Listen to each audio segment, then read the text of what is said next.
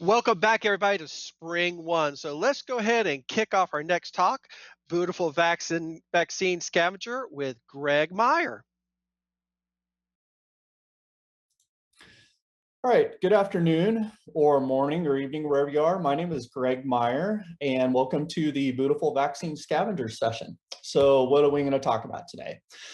So this session is somewhat of an in-depth narrative of taking an existing open source Python project and then rapidly converting it into a production grade application with the use of Spring. Set a little context. This initiative originally started off as a kind of personal side project that inadvertently morphed into kind of more of a more academic or tutorial project for doing rapid application development with Spring. So that brings us to where we are today, which is talking about this in Spring One. So in this session, we're going to examine this project in a modular fashion, and we're specifically going to be looking at how different parts of the Spring framework are used to implement common parts of modern applications. We'll start with some relatively simple concepts such as bootstrapping and configuration, and then we're going to continue building up the application and getting into some more interesting Spring frameworks like data storage, web data clients, some event messaging, and then some integration with some social frameworks like email and Twitter. Before we dive into the app internals, I want to take a little step back and examine our problem statement. So in my opinion, most applications today generally exist for one of two reasons, and that's either for entertainment or to solve a business problem. And in today's case, we're going to be looking at a very recent and relevant problem, and that is COVID-19 vaccinations. So in the winter and early spring of this year, vaccinations were pretty popular as folks saw those as kind of a gateway to get a sense of normalcy. And if you wanted to get vaccinated, you generally had to go get an appointment. And however, finding an appointment could prove to be difficult at times. So the problem that we're going to be trying to solve is making it easier for an individual to try to find a vaccine appointment within their local vicinity. So as I mentioned earlier, this initiative was inspired by some existing applications. So the first of these, and you may already be familiar with it, was called Vaccine Spotter. And Vaccine Spotter is a web app that allows you to pick a location by zip code and then a distance radius, and then it shows you all the appointments that are available at local retail pharmacies like CVS or Kroger or Walmart, just to name a few. It also has a REST API so that external applications can tap into that appointment data resources, and then they can provide some of their own unique functionality. The second application was called Vaccine Watch, and it took a slightly different approach. This application is a Python app, and it's a bot app, and it's configured to continuously query out to a specific region for available or unavailable appointments, and then it goes and publishes those results out to social media networks like Twitter and Slack. So this is where my interest came into this. I really like the functionality of the Vaccine Watch app, but I wanted to make some functional enhancements to it, as well as expand some of my options of doing some deployments. So since I'm a Java coder and I know that Spring just out of the box supports a lot of solutions to the problems that I was going to run into, I went ahead and just rewrote the application from scratch in Java and Spring. I will note here quickly, I have open sourced this project out on GitHub, so feel free to clone it, you change it, and deploy it just however you want. So as I said, this app was originally a personal side project that turned into a learning project. And so other than it being what I call a useful real world application, it presents a secondary purpose as being a learning tool for bringing together various Spring components together all in one app. So think of it as, instead of learning all these Spring technologies in a void or in a vacuum, this provides you the opportunity to see how all of these components work together as a whole. So before we jump into the code, I do want to take a look quickly at the components of this app and see how they all work together. So first, the application interacts with a couple different types of external data services. So if you look over here on the right side, you'll see the appointment APIs. So this is the Vaccine Spotter API, or potentially could be a proprietary clinic API. The other ones are our social media networks. So those are things like Twitter and Slack and email for our case. So the way this application works is we have it split into two sides. So we have the consumer side and then we have the supplier side. And down on the supplier side, we'll start there in the bottom right-hand corner. We have our web clients, or what I call clinic clients.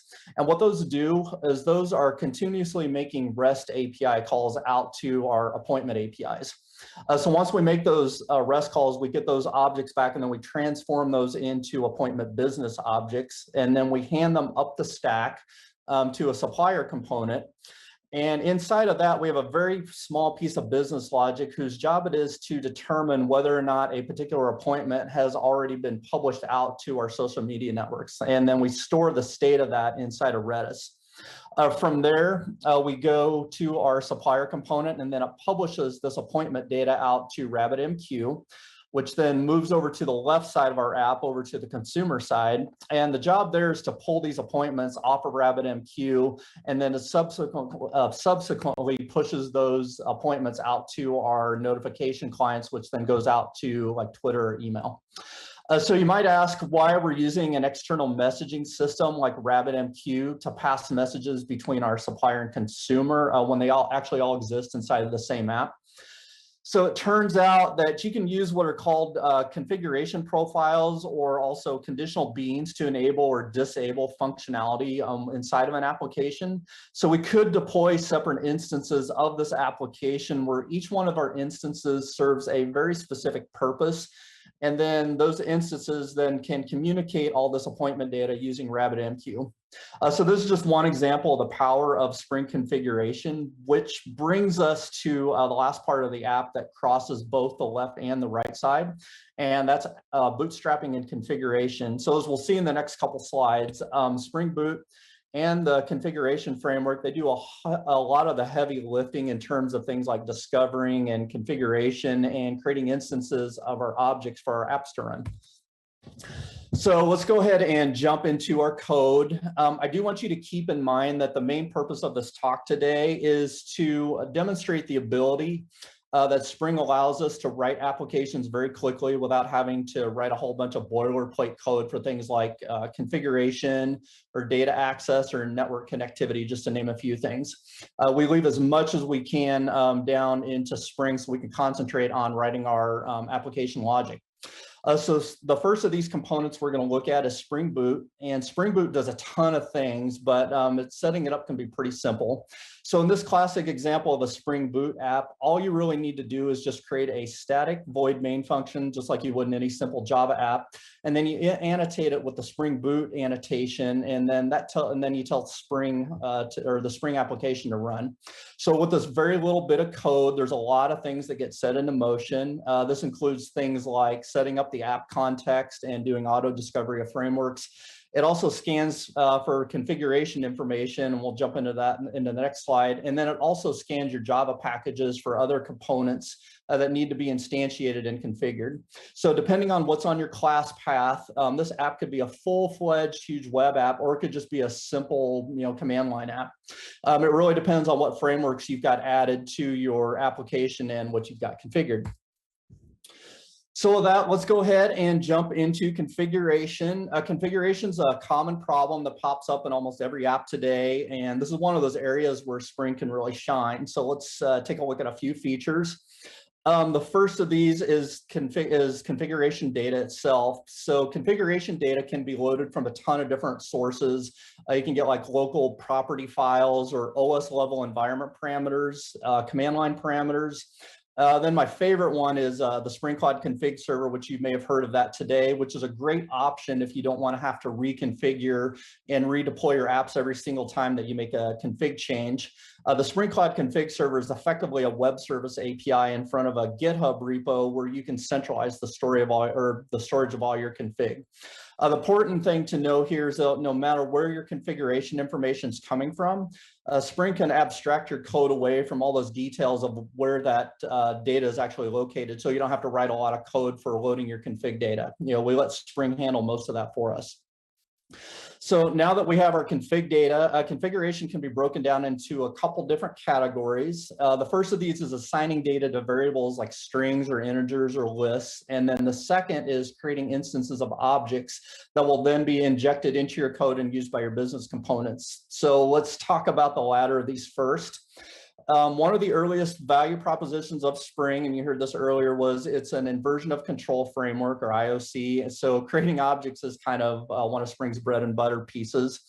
There's several different ways that beans can be discovered and created. So we're going to look at a few here. One of the common ways to discover and instantiate your objects is to create a class that's annotated with the configuration annotation.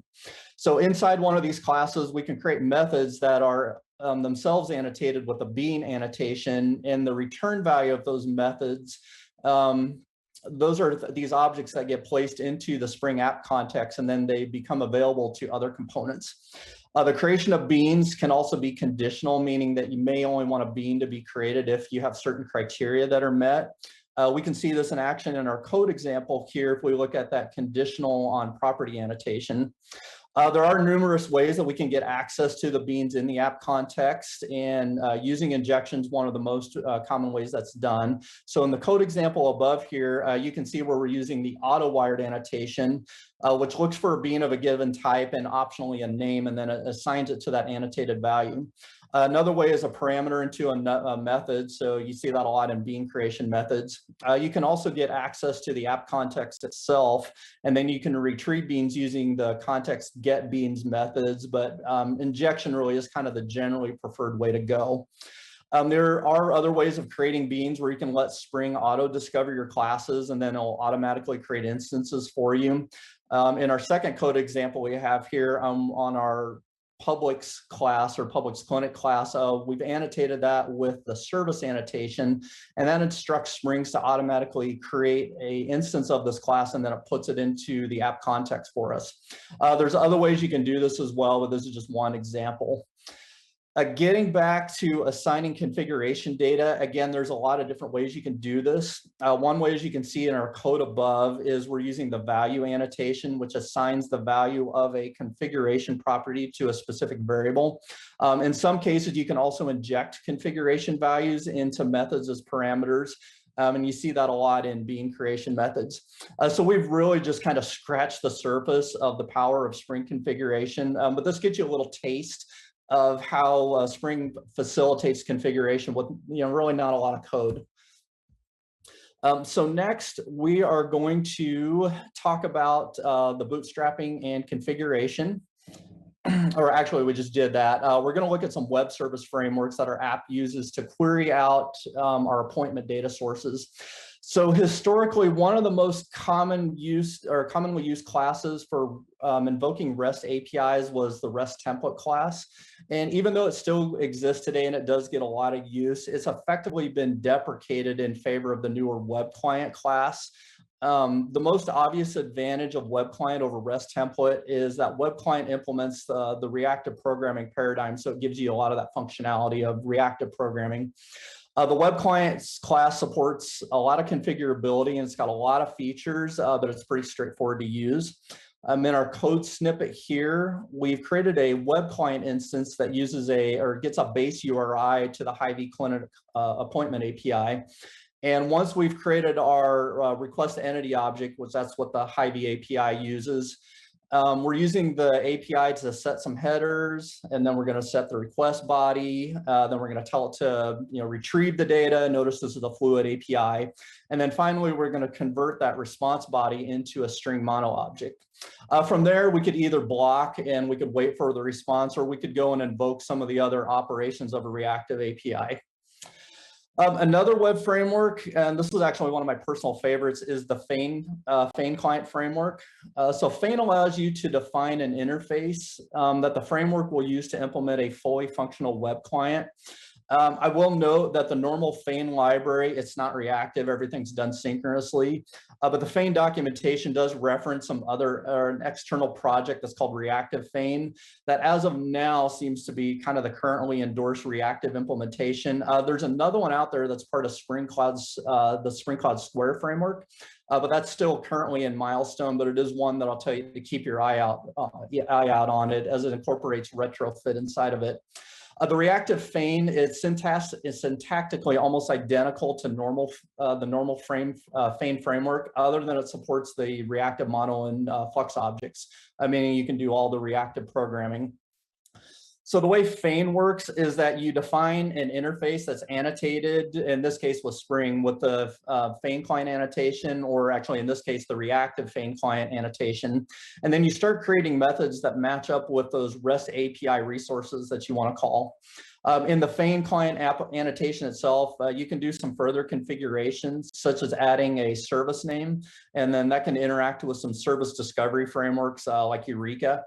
And that'll go discover the base URLs of your targeted service. If you don't have dynamic discovery, you can also provide a URL that could either be hard-coded in here, or what you really want to do is you want that to come from a configuration parameter that's supplied by the Spring framework. There are some other options not shown in here where you can do additional things like timeouts and retries and authentications. That just names a few things. If you do remember back on our bootstrapping slide, there was an annotation called enable reactive feign client. So what this does is it tells the framework to search packages for interfaces that are annotated with the feign client annotation. And then feign will dynamically create an implementation of that interface for you. And it also creates an instance of it. And then it puts that into the app context so it can be accessed or injected into your business objects. So to summarize this, feign clients and web clients, these are kind of a really nice way to get yourself up and running and calling web REST APIs with not a lot of code. So next, if you remember back in our architecture diagram, those resulting appointment objects that came from those web service calls, they got handed off to a small business logic component that determined if an available or unavailable appointment had already been published out to our targeted social media platforms, and then we stored the state of that inside of Redis. First, I do want to highlight, there is a quick way to define those appointment business objects. Our appointment objects, they're just plain old Java objects or POJOs with some private data fields. So instead of writing a bunch of boilerplate getters and setters and things like that, in our code example here, we're using the data annotation, which is part of the Lombok framework. And by simply annotating this class with the data annotation, this creates a lot of getters and setters for all of our private fields, and it does a few other features. For those of you who are familiar with Kotlin, you see some of these shorthand ways. So this is kind of one of these nice things that you can do in Java. The next framework is the Spring Data framework, which our application is utilizing to access Redis. Spring Data, it gives us an abstraction layer over the top of underlying data storage technologies. So in this case, we're using Redis, but you could just as easily do things like MySQL or Elasticsearch. And the Spring Data flavor that we're using is called repositories. And this lets us define a declarative interface to quickly determine how we want to go query and manage our data. It's also worth mentioning that when you have a Spring Data library on your application's class path, the Spring Boot auto config process, it's going to look for connection settings inside of the Spring configuration framework, and then it automatically corrects or creates those connections to your data source for you. So it's kind of a cool little feature. In our case here, we're using the Spring Data Redis library, and we're going to be using the Spring Data repository pattern. So Spring Data repositories, they're somewhat similar to feign clients that we saw in our previous slide. Those repositories, they're defined as an interface that extends one of the Spring Data Spring Data repository base interfaces. So in this case, we're extending the CRUD repository generic interface.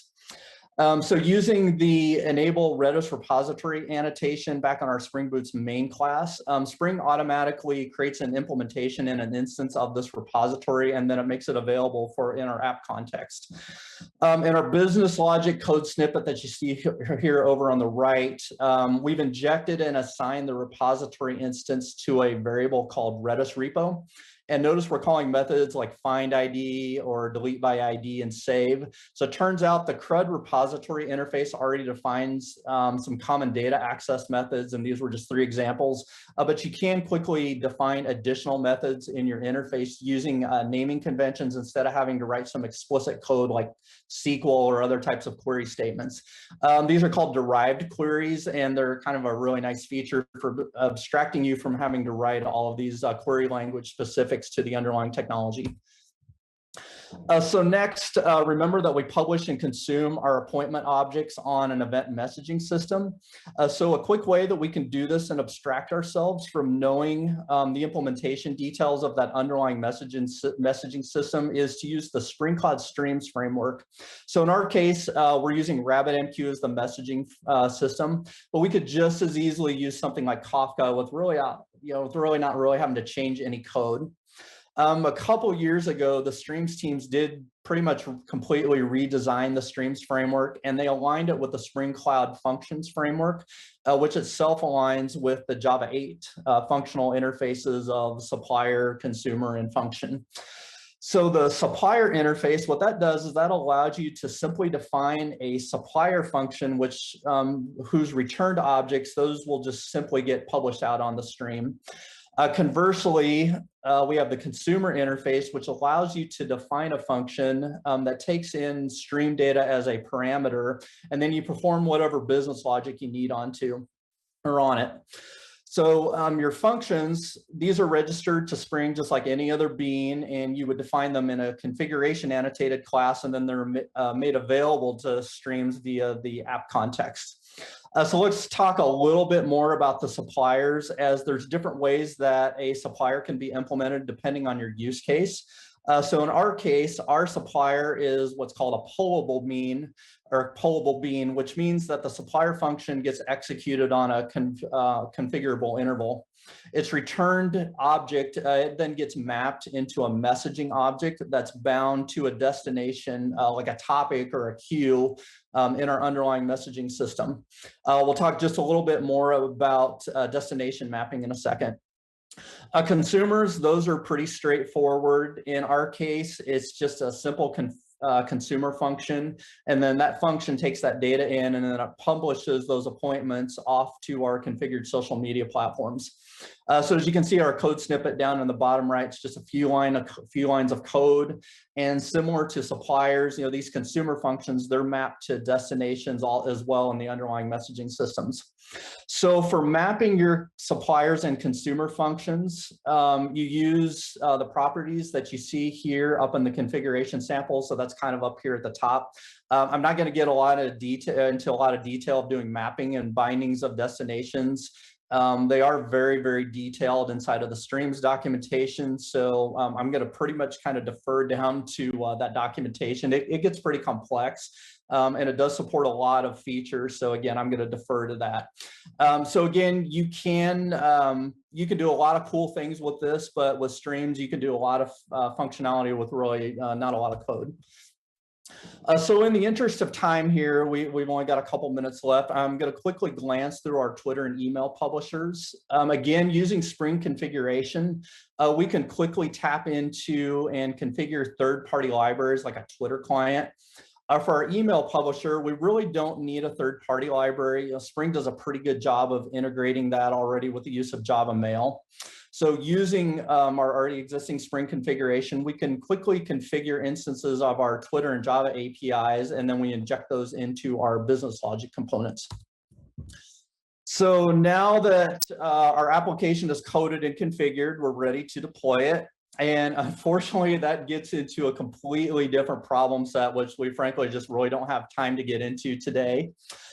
So that's our lightning crash course into some Spring frameworks. If you are new to Spring and you do feel a little overwhelmed, that's completely understandable. Here in about 20 minutes, we went very, very fast. If you did get lost or you feel like, some of these dots weren't connecting with some of these code snippets, I totally get that. You didn't get all the context of everything that we went into. As I said before, all this code, it is available out on GitHub, and I can pretty much guarantee you that a lot of these things that may have confused you, they're going to start to make a lot more sense once you get a chance to start looking at some of that code. So as everybody knows, or as you probably should know, there is a QA session right after this. So I do want to invite you to join and bring your questions in if you do have any, or feel free to just drop them into the Slack channel for this session. I'll do my best to answer those there. So with that, I do want to thank everybody for joining the session today. I hope to see a lot of you at the Q&A session, and enjoy the rest of the conference today. Thank you.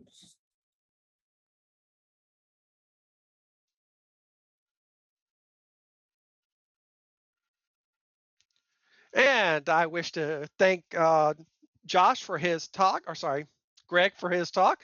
And we are looking forward to hearing more from our next speakers, from Zero to Spring Boot Hero. And if you get a chance, please join Greg in his breakout session, which is on Zoom, and you're allowed to talk with him and ask him all sorts of questions. And please join us back at 2:35.